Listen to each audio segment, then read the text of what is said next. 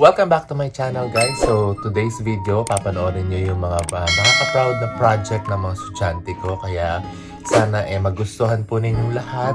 And I'm hoping na mai-share po ninyo ito para po marami pa pong matulungan ng Ron's World. At makapagbigay tayo ng karunungan at kaalaman sa mga estudyante na grade 11 ngayon. At sa lahat po ng mga gusto pa matuto about Earth and Life Science. First of all, shout out sa mga estudyante ko ng grade 11 ABM at Humes dyan sa may AB Montessori School for Excellence. Ganun din sa mga estudyante ko sa Abasi ng grade 11 din ABM and Humes.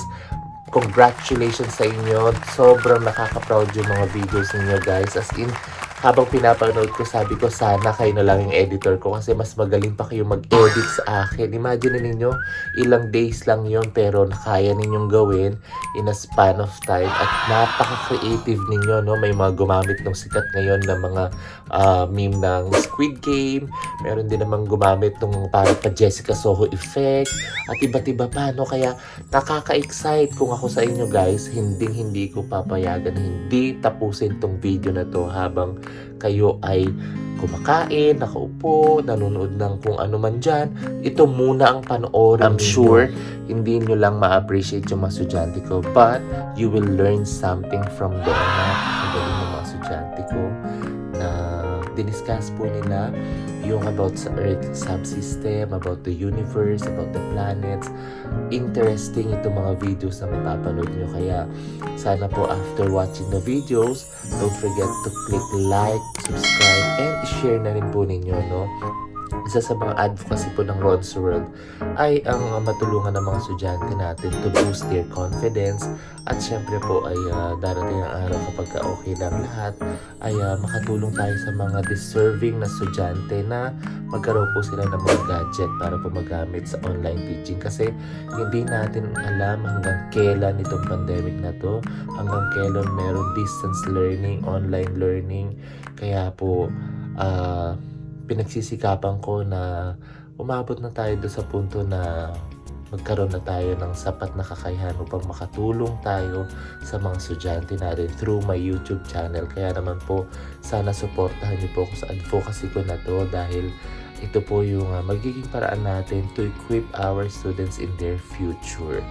And sabi ko nga, yung video na mapapanood niyo, they are not professional pero nakaka-proud lang talaga at nakakatawa ng puso na kaya palang gawin ng mga estudyante ito on their own creative way. At shoutout din po no, sa school namin kay Madam Cheryl D. Abril. Yun na rin po sa kanyang asawa, kay Sir Bernard Abril. Salamat po sa chance na binibigay ninyo sa mga estudyante upang makapag-aral po sila ng libre sa inyong paaralan. Of course, syempre sa coordination po ninyo sa Department of Kaya Education. Po sa may-ari po ng AB Montessori School for Excellence sa may Panikitarlac, ganun din po sa AB Advanced Colleges Incorporated sa may Tarlac City. Maraming salamat po, Madam Cheryl Abril, Sir Bernard Abril, sa advokasya po ninyo. No? Tamang-tama po yung tagline po ninyo na where your journey to success begins. Kaya naman, para po masimulan na natin yung success na yan, panoorin po ninyo yung mga video na to and please comment down para po makita po namin kung gaano at karaming nagmamahal sa mga estudyante ko dyan sa Pilipinas. Enjoy watching, guys! Hi there! I know a lot of people say, protect the earth at all costs. But how can you protect something if you don't know what's inside of it? I'm Jasmine Rivera, and today I will be presenting you the Earth subsystem and its 4 spheres. On Earth, we have water, which is hydrosphere, land, which is lithosphere, air, which is atmosphere, and living things, which is biosphere. Let's first talk about the lithosphere. Lithosphere contains all of the solid land of planet's crust. Aside from the land that we're stepping on, there is also called mountain ranges and ocean floor. And if you were to cut the center of the earth, these layers will be revealed like the layers of sushi. Wow! And now, hydrosphere. It contains all of the solid, liquid, gaseous on the planet. It ranges from 10 to 20 kilometers in thickness. a small portion of the water in here is fresh. However, most of them are frozen. Just kidding. Little do we know that 97% of the Earth's water is salty. Moving on to the biosphere. It is composed of living organisms such as plants and animals. Well, here's a fun fact. Cells is a basic unit of life. From this to that. Amazing, isn't it? The last subsystem will be the atmosphere. This is not visible in our eyes because it compressed with air, gas, and even dust. I didn't see that. Well, I might also add that ozone layer is located at the second layer of the atmosphere, which is called the stratosphere. It absorbs the UV rays coming from the sun and it protects our skin as well as the air that we breathe. Thanks, ozone layer! Now you know all the 4 subsystems of the Earth. You can fully protect it by loving it and taking care of every part without leaving something. Stay safe and let the Earth feel safe too. Thanks, human!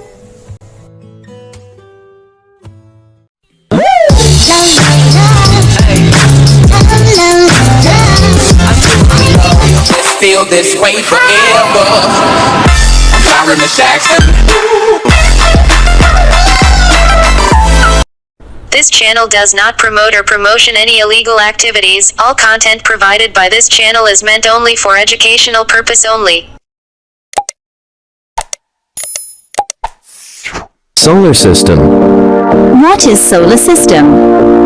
Solar mean relating or determined by the sun. System mean a set of interconnected components that are interacting to form a unified whole. What's inside the solar system? The solar system consists of 4 inner planets or terrestrial rocky planet, and also 4 outer planet or gas giant. As I've said a while, solar mean relating or determined by the sun. Planets are interconnected to each other and interacting to form a unified whole, which is the solar system. Where is solar system located? The solar system is located in the Milky Way galaxy. Galaxy is a huge disk and spiral-shaped aggregation of at least 100 billion stars and other heavenly bodies. For short, a group of stars called galaxy. So let's go back to the planets. Let's get started with planet Mercury. Mercury is one of the terrestrial or rocky planets. Mercury is the nearest planet on the sun, which means they are very close. On Mercury, you only weigh 30% of what you weigh on Earth. Mercury's one side can be 800 degrees Fahrenheit, where the other side can be negative 280 degrees Fahrenheit at the same time, which means it can be hot or cold, just like your love life. Charot! Not just that. In terms of speed, the roller coaster is just an ant, because the Mercury is the fastest orbiting planet towards the sun. Now let's move on to the next planet, which is the planet Venus. Planet Venus is the second of the closest planet on the solar system. Did you know that planet Venus has a volcano just like on Earth? And on Venus, you only weigh 91% of what you weigh on Earth. And did you know, guys, that the planet Venus is rotating opposite direction of the Earth? And they also call the planet Venus as the boiled planet. Planet Venus is also one of the rocky terrestrial planets. Next is the planet Earth, which is my favorite planet, because obviously we're living on this planet. Did you know that planet Earth is warm enough to keep its water from freezing and cold enough to keep its water from boiling? Obviously, a planet Earth is very perfect to exist life. So let's move on to the last rocky terrestrial planet, which is the planet Mars. The planet Mars is also has volcanic histories like on Earth. Discovered the Olympus Mons, or the tallest mounts of the planets.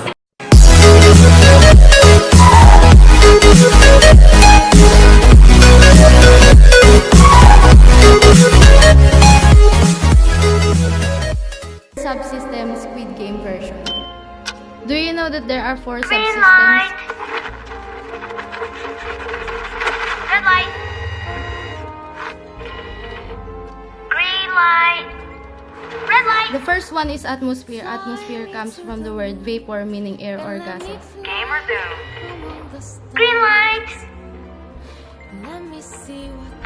Red light. Second one is hydrosphere. Hydrosphere comes from the word hydro, meaning water. Senses when you move around. You won't get caught if you're behind somebody else.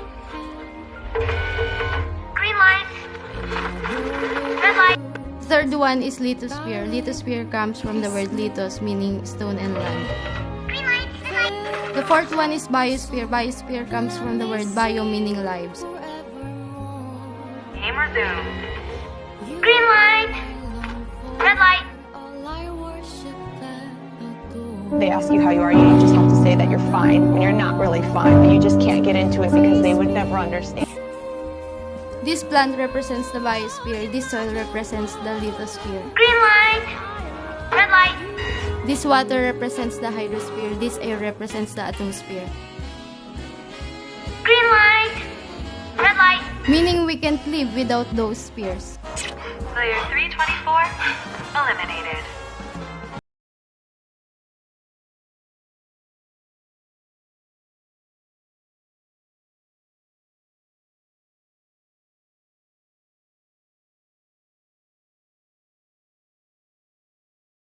Fly me to the moon and let me play among the stars. Let me see what spring is like on Jupiter and Mars. I'm Greg Jason Ibunao, and I'm going to discuss the 4 spheres of the Earth and the 5 layers of the atmosphere. The first one is the atmosphere.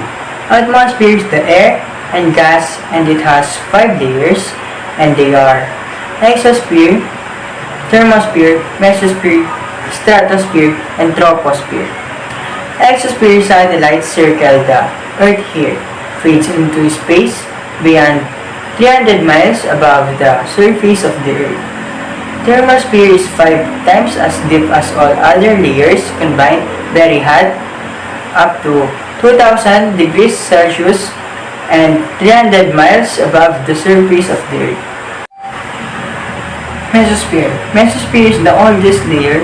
Meteorites break apart here 50 miles above the surface of the Earth.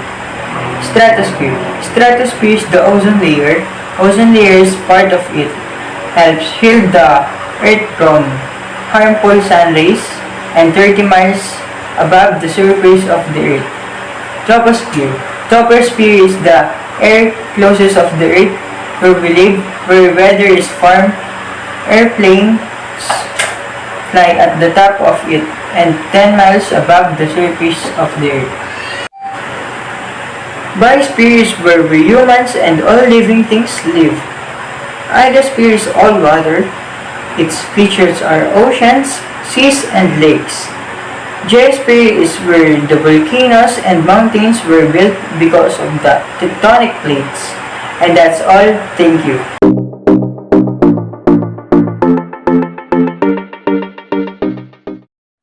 Hey guys, it's me Max, and we're gonna talk about the solar system. First, what is a solar system? A solar system is a group of planets that orbits around the sun. Okay, now that we got that cleared up, how is the solar system formed? The solar system formed when 2 gases combine and orbit around one another, creating enough heat to create the protostar. Those 2 matters is called hydrogen and helium. Well, they're both gases. Those 2 main gases float around in space, found one another, creating an orbit to one another, creating enough heat and gravitational pull to create the protostar. While the protostar is feeding on the hydrogen and helium, it pulls up all the raw materials around space, like asteroids, asteroids with metal, gold, iron, anything, just raw material. While the protostar is pulling and orbiting around asteroids, it becomes the sun, having more powerful gravity. Pulls around more and more asteroids, creating planets. The asteroids orbit around the sun and form clumps, big clumps of rocks, and they turn into a protoplanet and becomes a planet. There are two types of planets. There are terrestrial planets and there are cold planets or ice planets. Terrestrial planets are Earth, basically. We have land, and the ice planets is Neptune. They're full of ice because they're farther away from the sun. We are near the sun, so there's no ice. Well, there is ice, but little. We're not frozen. We're in the right temperature in the orbit. So that explains how the solar system is formed. Thank you guys. See you next time.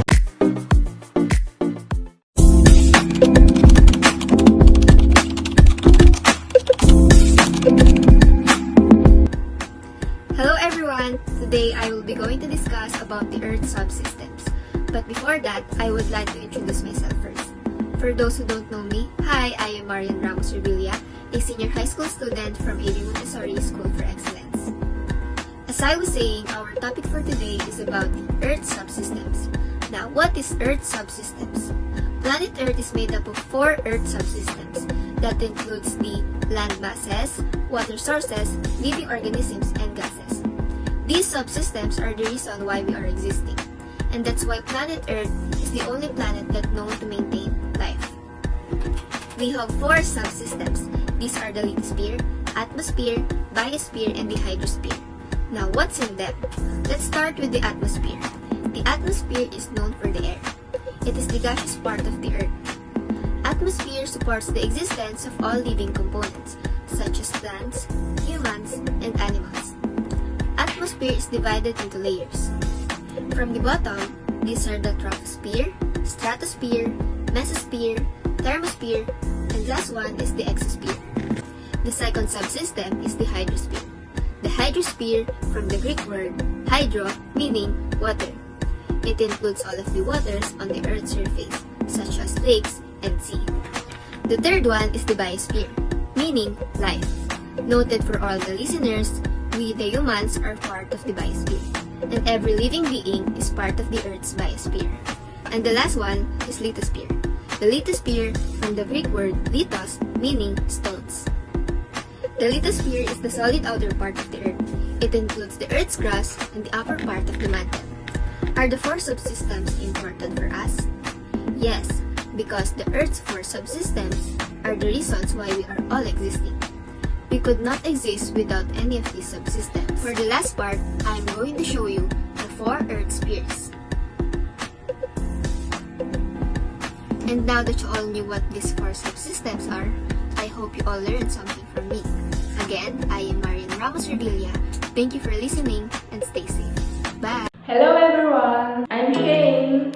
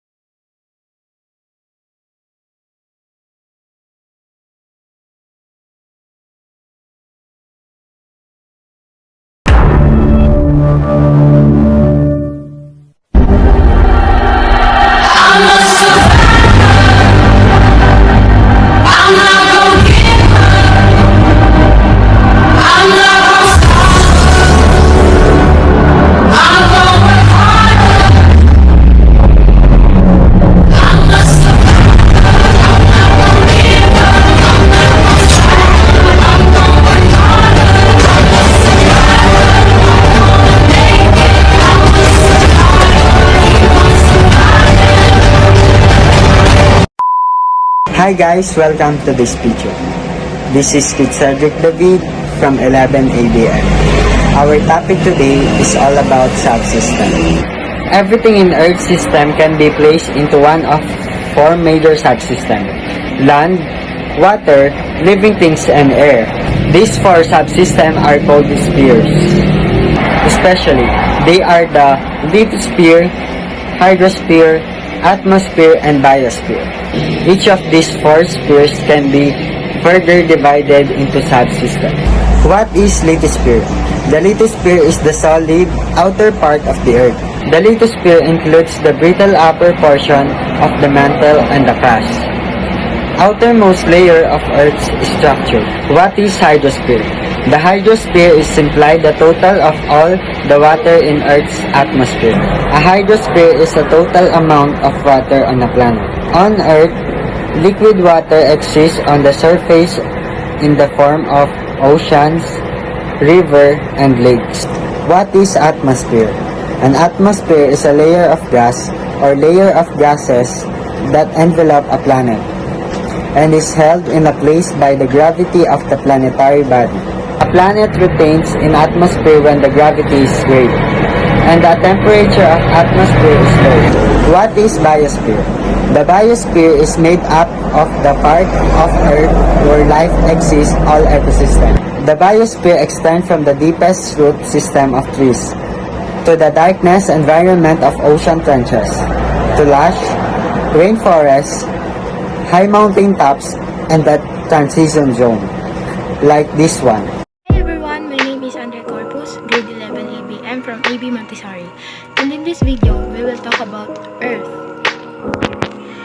Earth is a third planet from the Sun and only astronomical object known to harbor and support life.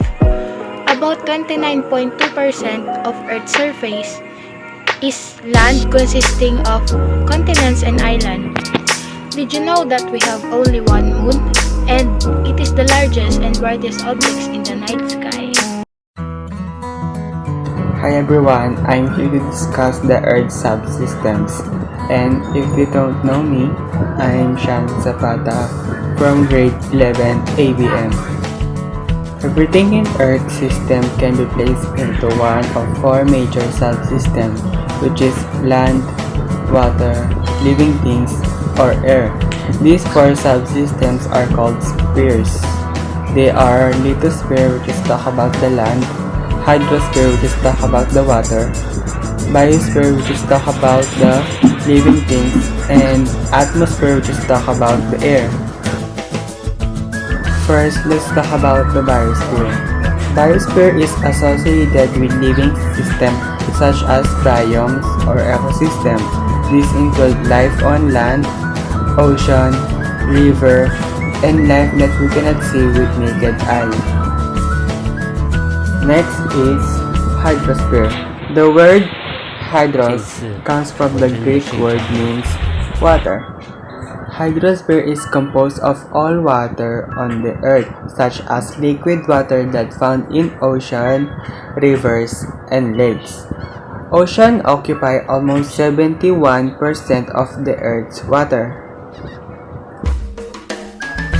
Our third is atmosphere. Atmosphere is the most gaseous part of the earth, composed of several trace gases necessary to support the existence of all living components, such as planets and animals. And there are 5 layers of the atmosphere. First, we have the troposphere. Second, we have the stratosphere. Third, we have the mesosphere. Fourth, we have the thermosphere.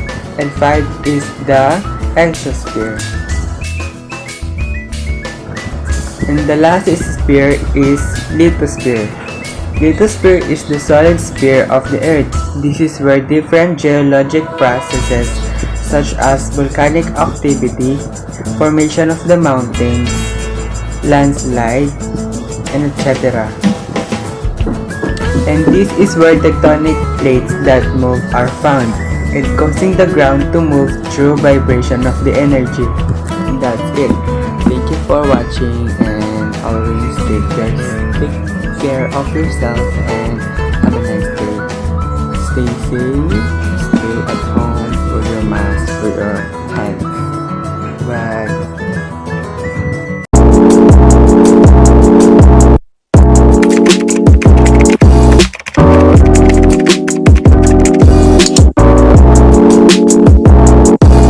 Hi guys! Welcome to this video. So this video is all about solar system.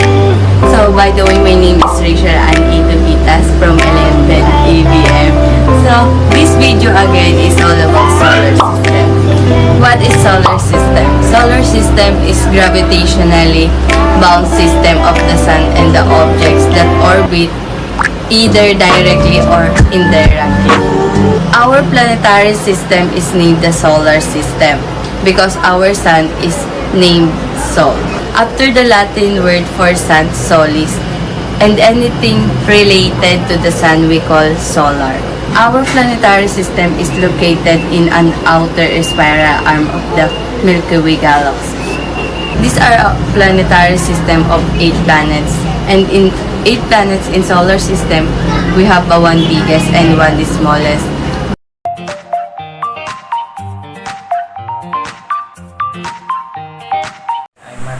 And I will talk about how about the formation of planets. In our solar system, we have 8 planets, and they are Mercury, Venus, Earth, Mars, Jupiter, Saturn, Uranus, and Neptune. The Sun and the planets formed together 4.6 billion years ago from a cloud of gas and dust called the solar nebula. A shock wave from a nearby supernova explosion probably initiated the collapse of the solar nebula. The Sun formed in the center and the planets formed in a thin disk orbiting around. In our solar system, we have 8 planets in the form near the Sun are Mercury, Venus, Earth, and Mars. The formation of rocky planets happens over billions of years through a process called accretion. As the pressure and temperature rise, the elements that have been accreted heat up, melt, and differentiate, with heavier elements sinking to the core of the planet and lighter elements floating to the surface. The next 4 planets are Jupiter, Saturn, Uranus, and Neptune. These planets are called outer planets or non-terrestrial planets. The outer planets are the farthest from the Sun. All planets, including the outer larger planets, were formed at the same time somewhere around 4.5 billion years ago. The young Sun drove away most of the gas from the inner solar system, leaving behind the rocky cores also known as the terrestrial planets. That's all. Thank you.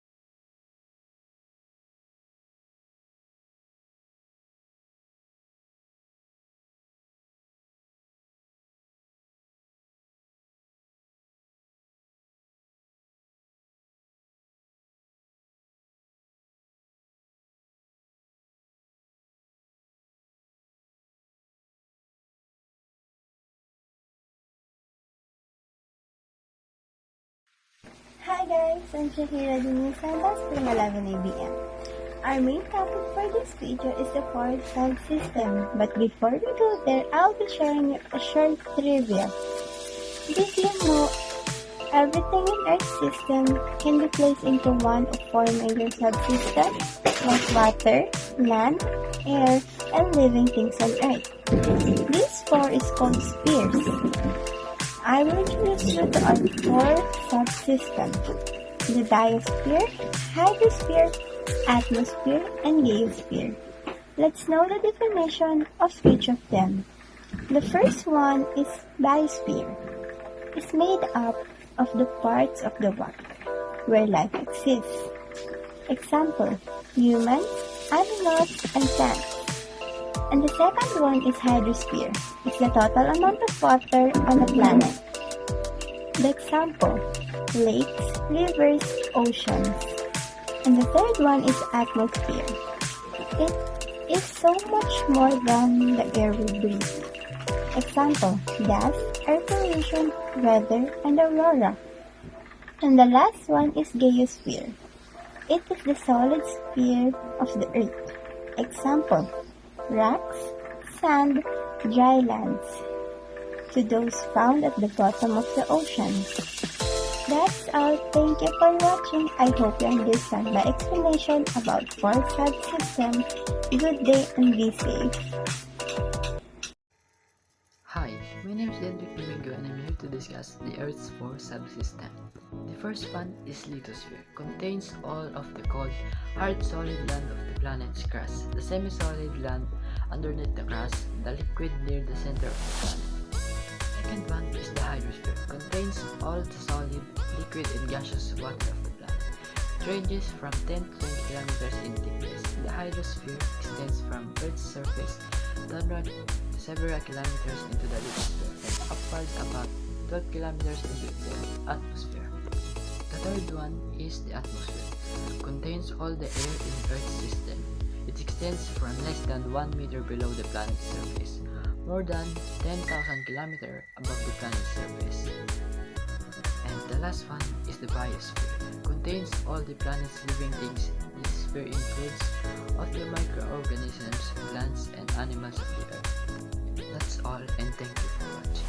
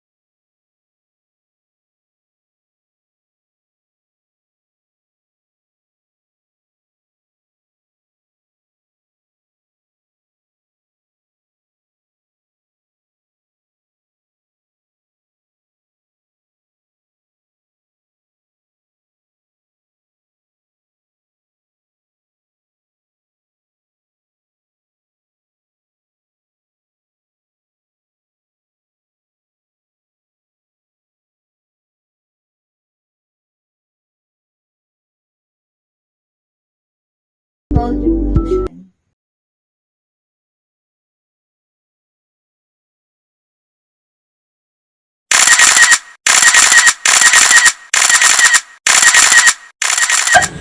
So, hi guys, what's up? And I am Arno Fabriaga Porca and I am from grade 11 News and Timothy. For today's video, you will know how the universe was formed. So, let's go!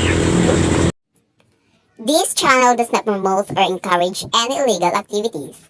All contents provided by this channel is meant for educational purpose only. So, what is the universe?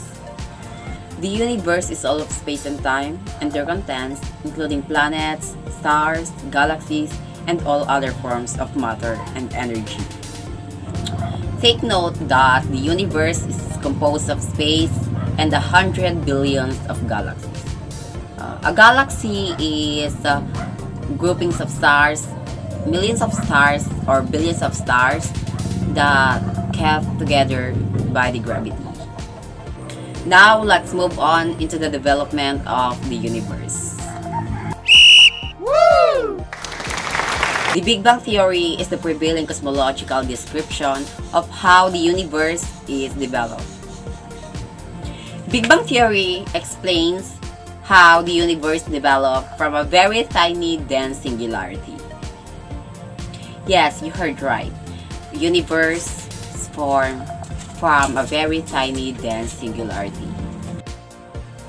The theory states that the universe began from an initial point which has expanded over billions of years to form the universe. According to Big Bang Theory, the universe is 13.7 billion years old. Take note, guys, that Big Bang Theory does not explain what initiated creation of universe, only describes expansion of the universe. And the universe, here are the so-called galaxies. As I said earlier, galaxies are groups of millions and billions of stars. There are billions of galaxies in the universe. The galaxy where our solar system is located is so-called the Milky Way galaxy. Galaxies are classified according to their shapes: elliptical and spiral galaxy. Spiral galaxy often appear bluish because they contain many young stars, and elliptical galaxy appear reddish because they contain many old stars. Hi mga Bex! Yes, and that's all I have in this video. So thanks for watching and have a nice day. Good morning, class. Good morning, ma'am. Please remain standing. Miss De La Cruz, can you lead the prayer?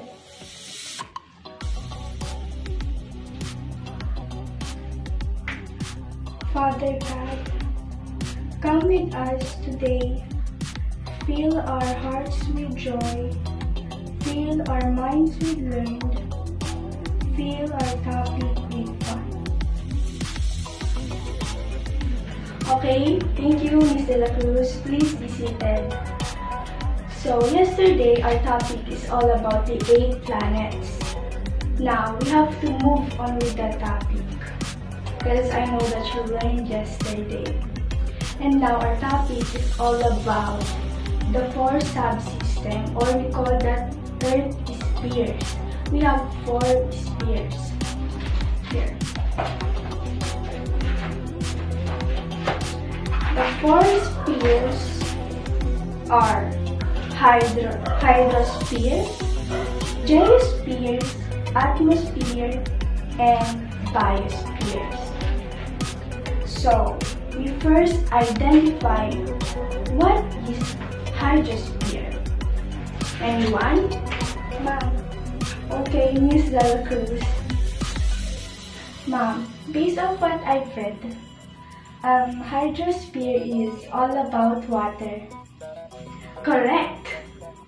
Hydrosphere is also known all water. From the word hydro. Hydrosphere contains all the solid, liquid, and also the gaseous.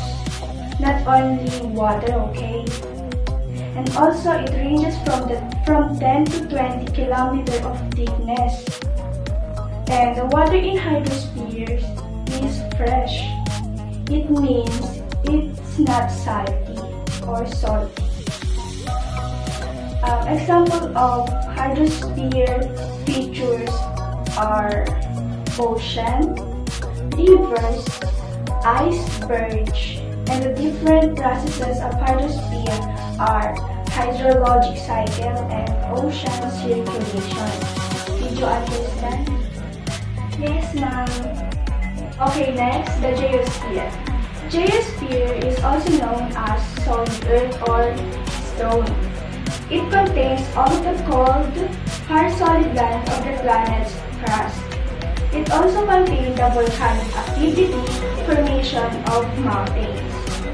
Geosphere features are delta, river channel, canyon, and many more. Okay, next, the atmosphere. Atmosphere is also known as the gases or the air. You know what, class? Atmosphere protects the organisms of the biosphere from the sun's ultraviolet radiation. Also absorb and emits heat. Atmosphere features are clouds, weather, air pollution, aurora, and dust. And lastly, class, the biosphere. Biosphere is also known all life. What do you mean all life, ma'am? That means the living things like animals and plants. These spheres include all the microorganisms. And these are the features of biosphere: coastal, forest, grassland, desert, and many more. And that's the 4 main spheres. Goodbye class, thank you for this day. Have a blessed day. Hi, I'm Kenneth Haytonggol, grade 11, UMS. The origin of the solar system. The solar system is the gravitationally bound system of the sun and the object that orbit it, either directly or indirect. Of the object that orbit the sun directly, the largest are the 8 planets, with the remainder being smallest object, the dwarf planets and the small solar system bodies. The age of solar system is 4.551 billion years. And we have 8 planets: the Mercury, Venus, Earth, Mars, Jupiter, Saturn, Uranus, and Neptune. The Sun and the planet formed together 4.6 billion years ago from a cloud of gas and dust called the solar nebula. But why it is called the solar system? Our planetary system is named the solar system because our sun is named Sol, after the Latin word for sun, solis, and anything related to the sun we call solar. Thank you for watching. Good day everyone, my name is Marian D. Aguas from grade 11 ABM. Today I will present or I will discuss it's all about the solar system. What is the solar system? The solar system is a collection of the sun and 8 planets and their moons, comets and asteroids, meteoroids and the dwarf planets revolving around the sun and in a sequence are Mercury, Venus, Earth, Mars, Jupiter, Saturn, and Uranus and Neptune. Then the solar system is made of the star, sun, and 8 planets and 146 moons, ice, and several dwarf planets such as Pluto. The 8 planets are Mercury, Venus, Earth, Mars, Jupiter, Saturn, Uranus, and Neptune. There are 8 the solar system. Just to the sun.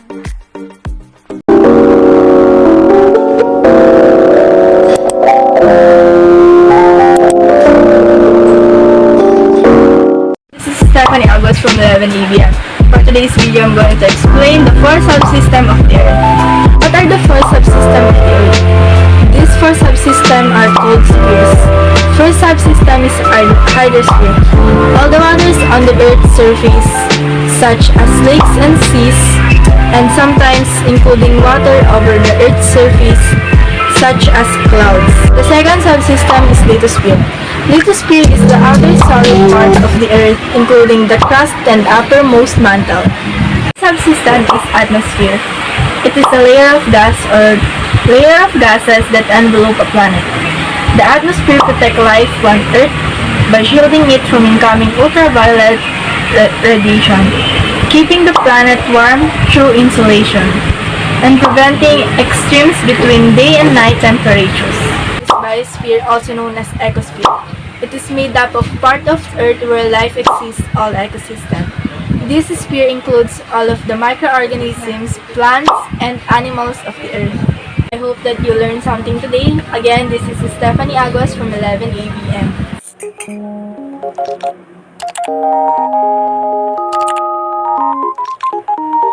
The 4 subsystem of the Earth. 1. Atmosphere. An atmosphere is the layers of gases surrounding a planet or other celestial body. It is also protect our skin from the radiation of the sun. The atmosphere is made of 80% nitrogen, 21% of oxygen, and 1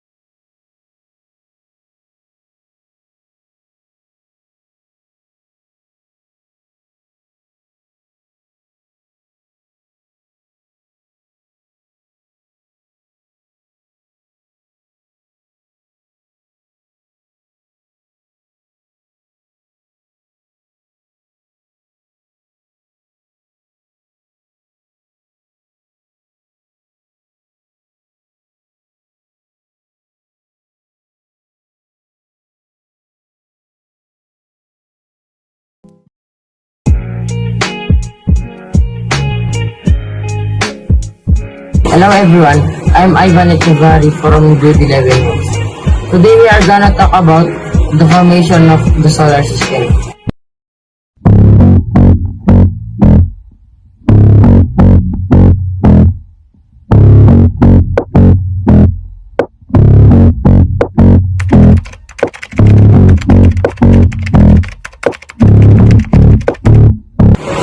When did the solar system begin? The Sun and the planets formed together 4.6 billion years ago, from a cloud of gas and dust called the solar nebula. A shockwave from a nearby supernova explosion probably initiated the collapse of the solar nebula. The origin theories of the nebular system. These are the nebular hypothesis of Laplace, the planetesimal hypothesis of Chamberlain and Moulton, and the capture theory of C. Darwin's theory of tidal friction is scarcely a distinct hypothesis, but is mentioned separately on account of its application to all of the others. Facts. Interesting fact is that all the planets are of the same age.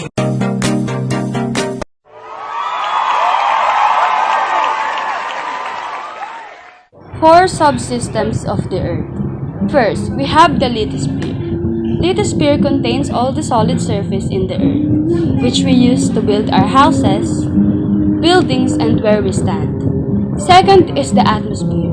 This subsystem contains all the gases and all the air in Earth's system, in which we cannot live without as we can't breathe without it. Third is the hydrosphere. Hydrosphere contains all the water in the planet. It could be solid, liquid, or gases. We basically cannot live without it as it supports us and having us drink it. It is also used to grow plants that sustains us food and fresh air. Lastly is the biosphere. This contains all the living things in the earth. We, humans, animals, plants, and other living organisms wouldn't be here if it's not for biosphere. To sum it all up, without even one of these four subsystems, life on Earth will not be possible.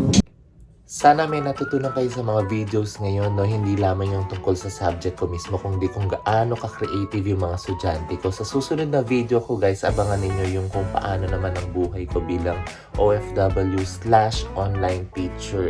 Yan naman ang ipapakita natin.